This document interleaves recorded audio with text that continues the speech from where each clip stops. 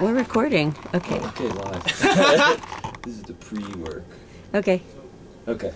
All right.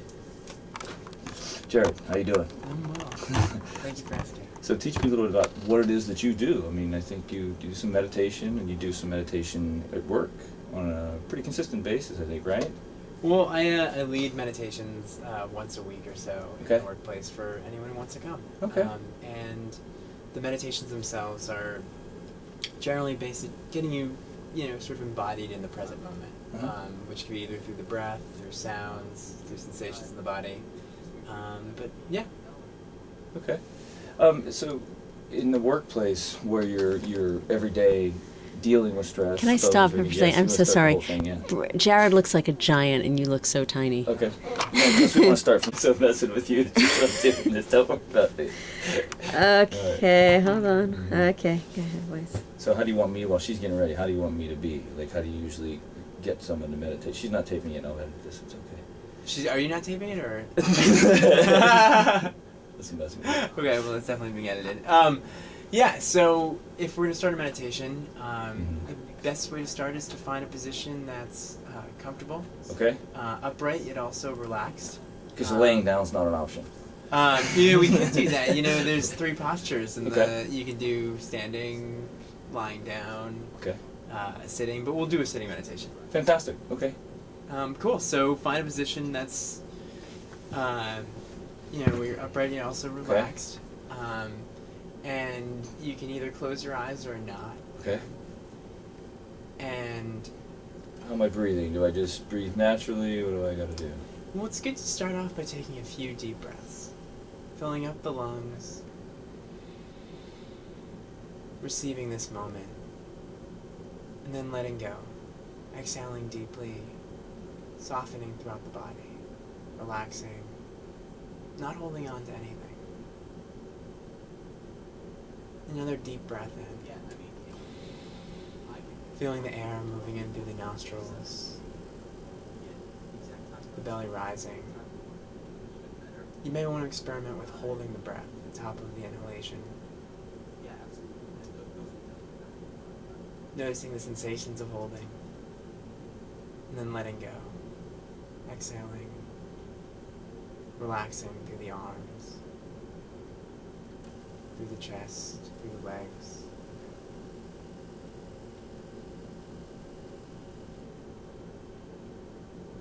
You can let your breathing become natural now. Not needing to control anything. See if you can welcome this moment, this breath, with no conditions. Just relax into exactly how it is right now, in this moment.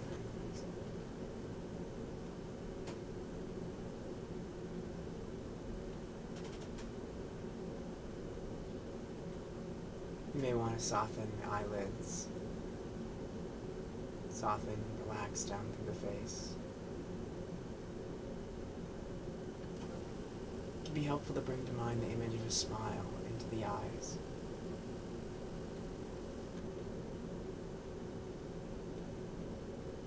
Softening the cheeks.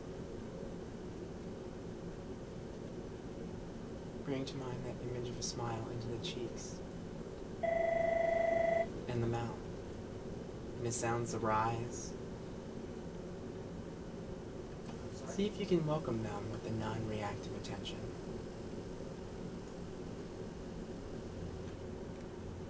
It's like this. So I'll care about this too.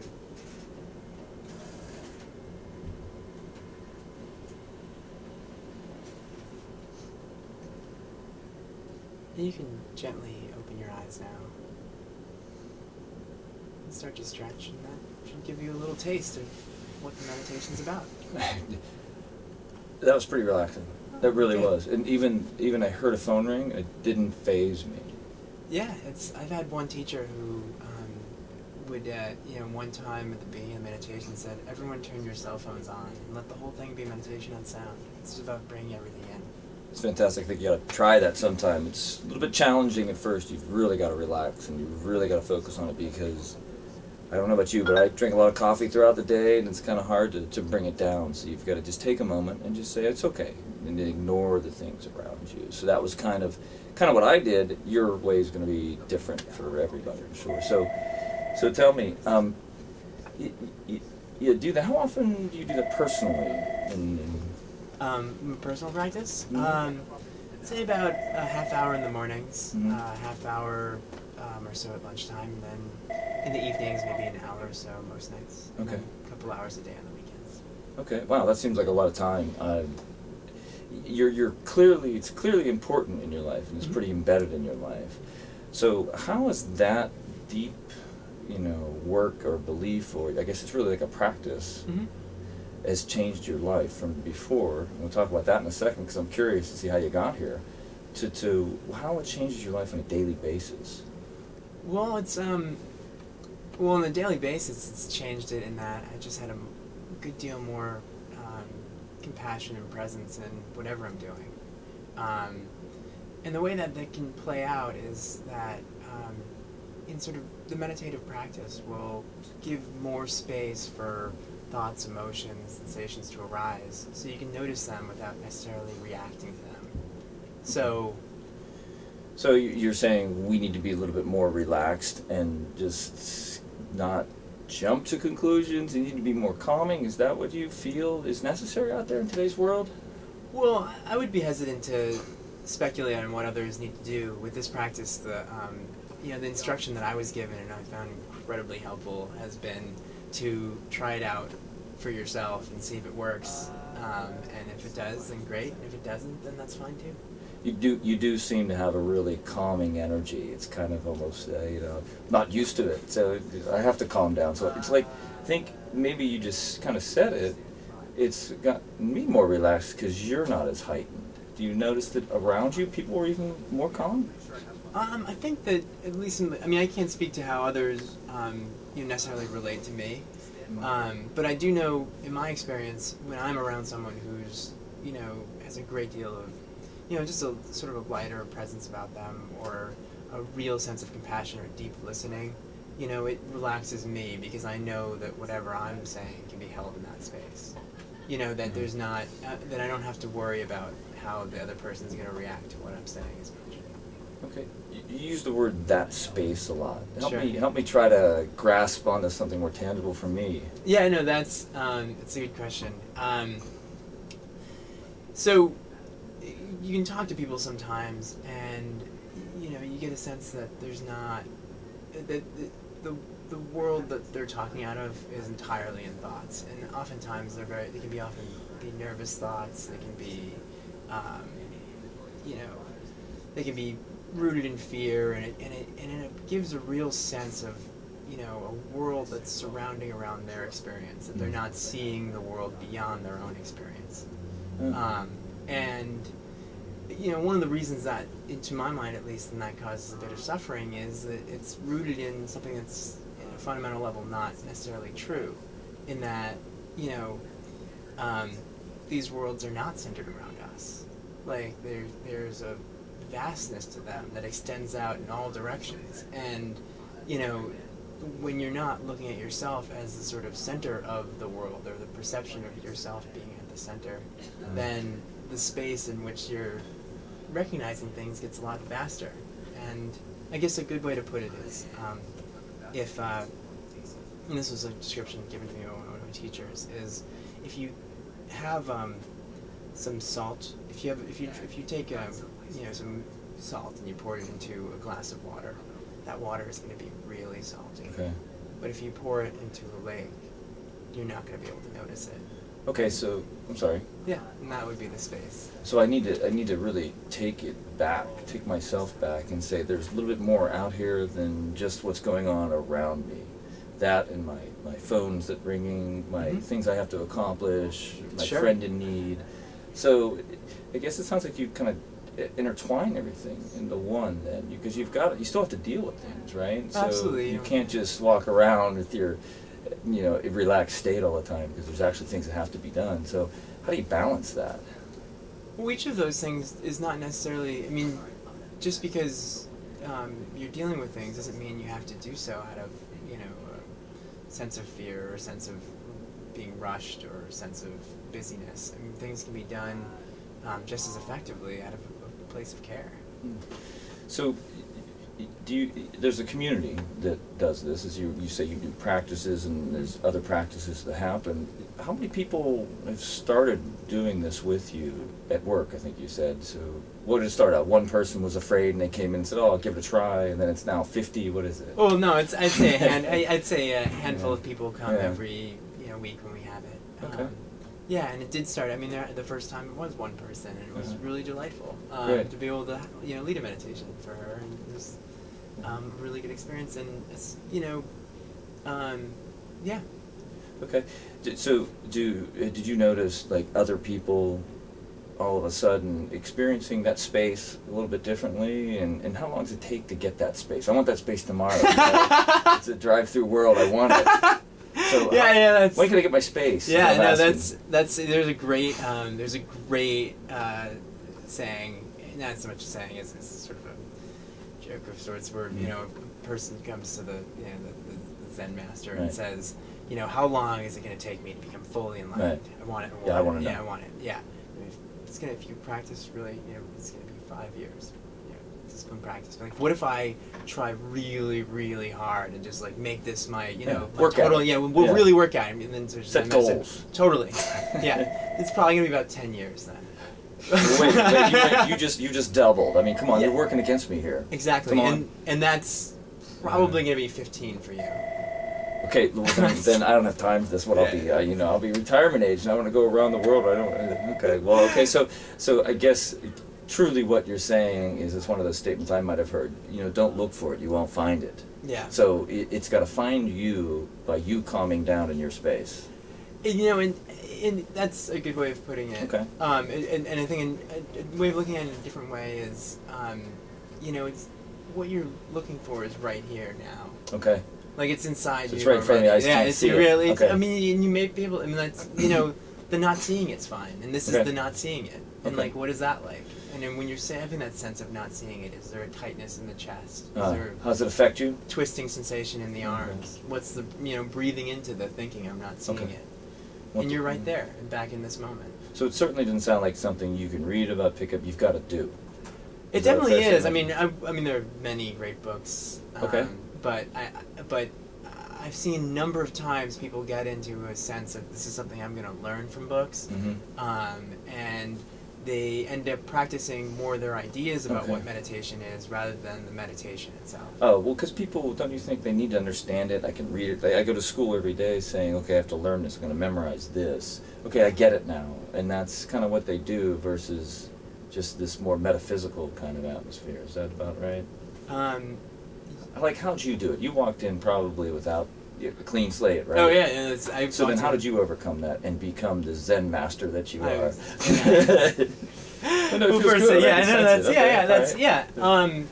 Well, first, we all have a great deal to learn on the path. I mean, I would not consider myself as sort of, there's no mission accomplished pattern. Okay. Yeah. Sorry. All right, it's okay. Let me just see you real. I'm sorry. That's okay.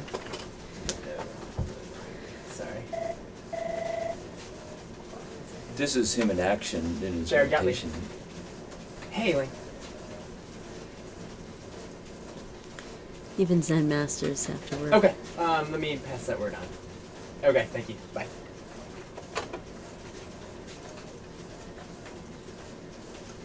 Okay. I saw it at work there. Did you see that? He was calm. He didn't get upset. Yeah, but I do need to step away for a moment. Yeah, that's fine. Sorry. That's all right. So, yeah, let's finish it up. I'm going to close you. I'm trying not to do that for you. You guys look great on camera, by the way. Well, Jared's just back from his little bit of workload there, and I just watched it. Oh, I'm sorry. I just watched it happen. I'm sorry. Wait, start all over again. I jiggled. I had to reframe. Sorry. So Jared just got back from his moment of non-Zen and had to go ahead and take care of some business for his empire. So now he's back, and he seems just as calm as ever. So I want to appreciate so far what you told me, but I was just thinking a little bit. You talked about how you just started to learn this, and it's a lifetime journey and everything. So before this discovery that this is the path you wanted to take, what were your belief systems and your religion before? How did you start into this world? Well, I know I grew up. I mean, I have a very complex background in some ways. I mean, I grew up. I'm not surprised. Yeah. I was raised Jewish, but from an interfaith marriage. Went to an Episcopalian high school. Was bar mitzvahed in Judaism, and I never really connected to either the Christianity or Judaism in the same way that I ended up connecting with Buddhism later. I'm sorry. That's all right. Yeah, but you have to grab that. Tim Kelly's office. Can you lean forward like you were when he was talking to you? I'm not sure. I don't think he's in his office at the moment.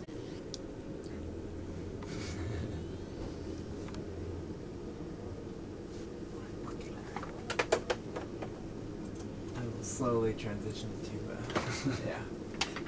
Oh wow, this is pretty low.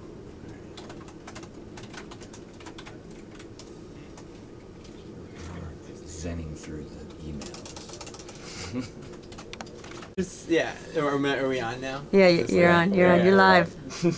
So anyways, you grew up in the Jewish household. I did, and there's I feel, I ended up really connecting to my rabbi growing up a great deal. He's incredibly progressive rabbi. He performed the first same-sex interfaith marriage in the country. Oh wow! And he was fantastic.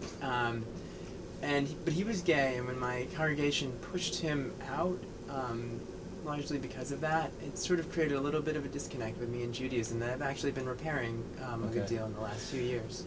Wow, that's pretty powerful, because I mean, it's important to understand. I mean, it's your way of life. All of a sudden, something happened, and now you looked at it because of that action. You have a different view, or just what made you decide that you feel that's the way? The way I ended up moving in a different direction. Yeah. That happened, so that ended up happening, and that did, and then the rabbi who I connected with, we followed him to his congregation in New York City until he passed away in my freshman year of college. And after that, I, didn't really have a connection to any, defined faith for some years. Were you a little angry? Were you a little bitter, maybe? I was. Yeah. I did have a good deal of anger, and I found a lot of it. I found a lot of it came up in the first real job I took after college. Was crazy. It was, I was completely unqualified. Yeah, anyone have a crazy job after college? I would have to say yes. That's a couple of us. Yeah. So how'd you handle that? Well, you didn't have a faith to fall back on. No, and I was over my head. I was managing a transitional house for recovering addicts, and the sort of emotional toll that was taking was massive. And a good friend of mine had suggested I check out these meditation classes, and it clicked really quickly. So a good friend of yours, did that friend, was it the same meditation class then, or was it just a different meditation class? He ended up encouraging to end up finding who Tara Brock, who would become my teacher. Wow, fantastic. Okay, so how long have you been doing it then? About 5.5 years. Okay, so you're just on. Is this the iceberg? 5.5 years, and there's a whole bunch underneath it. Is that how you feel personally? Well, there was this great. I was on a month-long retreat once, and it was incredible. It was an incredible opportunity. It's just sort of silently meditating for a month. Okay. And you get to have these interviews where you talk to a teacher for 15 minutes 3 times a week, which are really valuable if these are the only times you get a chance to talk during the week. And she had given a talk about how, we're always just at the beginning. Okay. We're always just at the beginning. And that just floored me, because I'd had this whole retreat where I'd, healed lifelong traumas. It's frustrating, because now all of a sudden, okay, look, I thought I came here. Now I'm all good. Just like I said, the fast food environment. So now I guess it sounds like as you get into this, you realize it takes a little bit more than what you're way beyond what you would expect. And so you've committed your life to it. I mean, seriously, you have. Okay, so do you meet other people like you that you might? that you want to spend your life with, and is that easy to find? Is your community large enough? Is it too small? Is it challenging with people who don't share your faith? Well, it's not. I mean, there's no. You don't need to believe what I believe for me to connect with someone. I mean, that's in fact. You know, I'm sorry. I'm I'm sorry, I'm getting distracted, but just give me a second. But here, I'll show you. Sure, Ready? Okay, close, relax your eyes. Yeah. You slipped. You're imperfect. Oh, no, that's the beauty. And I had the insight the other day where the only thing worth perfecting is your acceptance of imperfection. Well, I'm in trouble. That's it. I can't. Okay. Well, I know what to do now. You've just really just realized. Okay. But the question you'd ask is a large. I mean, well, actually, to get back to the point you had earlier, of like, is it is it frustrating that it's always beginning? You can always another way of looking at it is it's always at the beginning. Like it's just like this is like this curiosity, this unexplored frontier, and there are certainly a number. It's a big community in the DC area of people who, I mean, insight meditations, what I happen to practice, but... Okay, how many meditations are there? How many types? Oh, there's lots. I mean, there's so many. How do you choose? You test it out, see how it works for you, and if it works, great. All right. So maybe I should go test it out then. Yeah, that's... Maybe you should go test it out. I don't know. It's up to you. Well, I just wanted to say, Jared, I mean, there's probably 10 million things I could talk, but thanks so much. Yeah, it's been a pleasure. And thanks for the meditation. I'm going to try that out at home. Yeah, thank you so much. All right, have a good night. All right, be well. My name is Bob Lowry, and I live in Washington, D.C., and 44 years old. Moved down from Pittsburgh, where I grew up, to Washington, D.C., and I work for a major bank here in D.C., which covers from Chicago to New Jersey, so it's a rather large institution.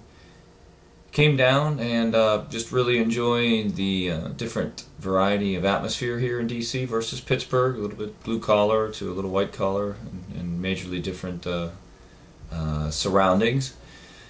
So that's kind of where I am right now, and who I am as I think as a person is a guy who grew up in a very heavy religious kind of family where Presbyterian. My father was an elder, or trustee, all those important roles in the bank, and I was in the church, I'm sorry, and I was very involved, and I was the guy, the young kid, that was Bill's son, and I was always involved in all the activities, church plays, etc.